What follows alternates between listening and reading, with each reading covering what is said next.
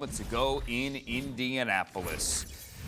It's Matt Ryan to the bench and Sam Ehlinger to the starting lineup. It's a grade 2 shoulder separation for 37-year-old Matt Ryan. He's not going to play this week for the Colts against the Commanders. But Frank Reich says this is not just a one-week move. He's a pro's pro. This guy is special. And, we know right at the quarterback position that it's not our poor production on offense is not on one person. It's not on Matt Ryan. But we also know, as Matt and I talked it through, hey, as head coach and quarterback, as head coach, ultimately it doesn't matter. I'm judged on wins and losses. Quarterbacks judged on points and, and production and turnovers. We understand that's how it is in this league. And so Matt will be a pro. I will say this. As you guys saw, or maybe saw, he did get banged up in the game. He does have a grade two shoulder separation, and so will not practice this week. Will be inactive. Nick will be number 2, but Matt is committed to helping this team in every way he can. He's got a lot of years of experience. You always got to stay ready. You never know. This is a funny league, so still believe Matt's going to help us get to where we want to go in whatever role that is. Nick being Nick Foles, who now moves up to the number 2 quarterback position. Ian Rappaport, live there in Foxborough ahead of Monday night. We'll hear about that game shortly. Tom Pelissero as well. Let me read a quote to you here, guys. Also, Frank Reich, quote, "The move right now is for Sam to be the starter for the rest of the season." Ian, so shoulder injury is just one small part of this story. It is one small part of the story. It's a part of it. Matt Ryan not being there to be the backup is a thing. But the major thing is the Indianapolis Colts now have a new starting quarterback, Sam Ehlinger, who I know has been intriguing to various people around the league, someone that I know other GMs have been kind of watching, monitoring. I wonder if that guy would be available. Maybe we could trade for him under the right circumstances just because he's so talented. He is now the starting quarterback for the Indianapolis Colts. And just a couple days ago, Tom, I talked to Colts owner Jim Irsay, who told me, among other things, that Matt Ryan is a steely-eyed missile man. I believe that was the quote. I might have messed it up, but I believe that was it. He also told me that he was as good a leader as he's seen since Peyton Manning. Regardless, Matt Ryan just simply not getting it done in the field. The Colts offense has been a mess in general. Clearly, Ryan's struggling to make some of the throws. And so now, Sam Ehlinger, despite the fact that Matt Ryan is fully guaranteed on his contract for the next 2 years, is now the starter. This is a move that the Colts never could have contemplated when they acquired Matt Ryan for a third-round pick from the Atlanta Falcons back in the spring. I talked to Frank Reich a couple weeks later, and he said he had gone through all the tape and thought Matt Ryan could make all the throws. Obviously, they were looking for stability in terms of the leadership of the operation as well. Matt Ryan checked all those boxes. But something that jumped out, especially in recent weeks here, was Matt Ryan, just in terms of having the arm to make all the throws, seemed to be struggling. And that was just one factor in why this Colts offense was repeatedly struggling to score. With Sam Ehlinger, it's a guy who they liked. They drafted him out of Texas because of his toughness, because of his makeup. Even though he doesn't necessarily have the physical traits of some other quarterbacks, he's not the tallest guy, he doesn't have the big arm, but he has a knack for making things happen. So you're trying to jumpstart a team that is supposed to go through the running game with Jonathan Taylor, the offensive line, which has not played well enough through the course of the season and has had some moving parts, and a defense that has not had its leader in Shaq Leonard for all but a couple of quarters so far this season. For Matt Ryan, as Ian mentioned, they're paying him about $24 million this season, Andrew.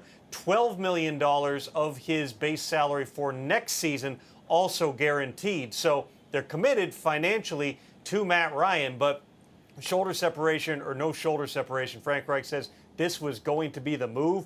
This is a sea change right now in Indianapolis. They hope for the better. And look, for the most part, money aside here, compared to, say, what the Browns did or what the Broncos did, the Colts only gave up the 82nd overall pick for Matt Ryan, but they did so firmly believing that I mean, they pulled a fast one at everyone. Yeah, Andrew. They had the guy to take them to the next level because it was Carson Wentz's fault last year. So here's Matt Ryan for the 82nd overall pick. We kind of slid in there, stole him for a third, and bam. But now they get swept by the Titans. They're not going to, likely be a wild card team. They should win that division if they're going to make the playoffs. They get swept by the Titans. They've lost 5 in a row to Tennessee, and wow, that was ugly. Ian, you're going to say. Well, in training camp, I know Tom mentioned the inability for Matt Ryan to make throws. I remember I talked to Coach Frank Reich about just Matt Ryan's arm. How much did he have left? What were they seeing? And told me he watched 50 throws. That was enough. He was sure that Matt Ryan had the arm strength to get it done.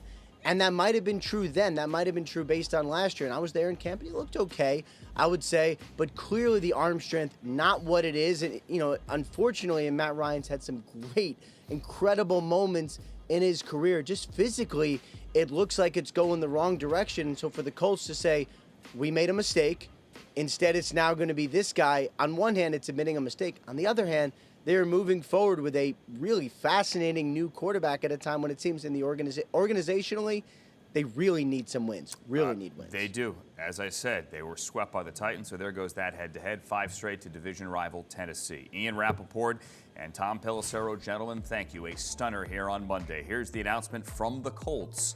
Sam Ehlinger, who, for what it's worth, and it's a big for what it's worth, was the highest-rated quarterback in the preseason from any team. He had a passer rating of 147.8. Okay, I mean, big deal. Here are the numbers in the preseason. Again, it is the preseason. Sam Ehlinger has made some plays when given an opportunity. But this is, Mark, a move, in my eyes, that is desperate by Frank Reich. I mean, you are desperate to do anything now to save your season. Yeah, for sure. And if Sam Ehlinger was the guy we're building him up now, he would have started from the beginning of the season. But just going back to Matt Ryan, and this is what happens when you don't evaluate what you see on film and you give these older quarterbacks the benefit of the doubt because of their leadership and how great they are in the locker room and their past accomplishments, and you don't really evaluate and say, you know what, Matt Ryan can't play anymore. And that's what when I evaluated Matt Ryan the past few years, he just couldn't do the things you needed him to do, get the ball down the field, a lot of mistakes, got down early in games because he couldn't generate the offense. But yet it was sold because of all the superlatives off the field that he could be resurrected. And I say it ad nauseum. We just talked about it earlier with Russell Wilson in Seattle. That is one of the hardest things to do, is to move on. Now he goes to the Colts thinking they could rehab Matt Ryan because of all those great things that he does off the field. But in the field of play, you saw a very, very limited Matt Ryan with supposed to be the game manager, but now he's making mistakes. He can't get out of the way. He takes a ton of sacks. He fumbles the ball. So this is the right thing to do for the Colts offense, offense and team. Too little, too late, but I think just the evaluation process was missed just because too often teams just don't evaluate the film. But the Colts' bigger picture, year in and year out, now it's just the quarterback rehab facility that they don't come out rehab. It's just we went from Rivers to Wentz, now now back to Ryan. Now we got Ehlinger. When will it stop for the future, Steve? Yeah, maybe that's next season, Mark. I'm not going to talk too long because, you went through this with Eli Manning and, you're talking about a quarterback at the end of his career. But look, we don't usually see this with the older quarterbacks who get traded for. As Andrew just explained so fantastically, we all thought the Colts were going to be in Super Bowl contention because the Matt Ryan element was going to settle down this roster. Look, I used to cover the Atlanta Falcons when Matt Ryan was drafted by the Falcons. So I have been, since 07 to 08, all those years with Matt Ryan. Seen him do some great things. A guy who never had the big arm, but had all of the other tangible elements. Look, he took a team to a Super Bowl the year he was an MVP when Kyle Shanahan was the offensive coordinator there. So to see him get benched is a little bit staggering because, you look at guys who played in, Ben Roethlisberger was not the same guy he was at the end of his career. Brett Favre wasn't. Like, these guys still, their team still hung on to them because of who they were. But again, Matt Ryan was traded for. As Andrew said, it does seem like it is a little bit desperate here because they've got to get wins. We just saw Jim Irsay go to the owners' meeting and pop off. So he's feeling a little bit frisky. Maybe they're feeling that in the building as well. But to recognize this and to make this move, I know the injury attributed to that. But man, I mean, this is a very damning, like you said, evaluation. Just everything about this is kind of staggering and mind-blowing when I look at this. And Mark, I mean, if we have time here, I just want to say, you went through this with Eli Manning. I mean, you know how difficult this is to... He was benched for Geno Smith, which right, is funny how it all comes to back. actually make a move like this. Right, and that's why, again, I'm so sensitive to the situation, because you know that it's the other things, not the field. You can look at him each week and say, man, he can't play anymore, but you love the guy so much. So you make evaluations with your heart instead of your eyes, and you'll see it year after year with these quarterbacks. We just talked about Brady and Rodgers. Are they done? But teams will keep holding on to them because of the other intangible elements that go along with it. I want to look at the schedule. I mentioned they got swept by the Titans, and that was devastating. 5 straight losses. They lost to them week 4 and then lost to them again week 7. I said they're not going to make it. The Colts won't as a wild card. That might have been a little too aggressive here, because if you look at the AFC West, and other than Buffalo or Kansas City, no one's really running away with anything. There isn't a division leader with 5 or more wins other than the Jets. So the Colts at 3 wins can still legitimately make a wild card here. But it is not an easy schedule. They got Washington and Taylor Heineke this week. And then it's New England, Vegas, Philly, Pittsburgh, Dallas, Minnesota, the Chargers, the Giants. There are no easy outs on this schedule whatsoever. And you're tossing the keys to Sam Ellinger. Boy, but just the whole quarterback carousel that they've had there. I mean, the instability is absolutely amazing. And look, how do you think the Falcons are feeling now? Like, we got rid of Matt Ryan for a 3rd-round draft pick.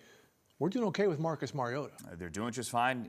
Yesterday, not a great example of it. The offense really couldn't do anything against the Bengals, but credit to the Bengals. The 82nd overall pick, by the way, in exchange for Matt Ryan, turned into D'Angelo Malone, the edge rusher from Western Kentucky. Yeah. So 82 overall. Matt Ryan benched. Wow. That is your story today. There is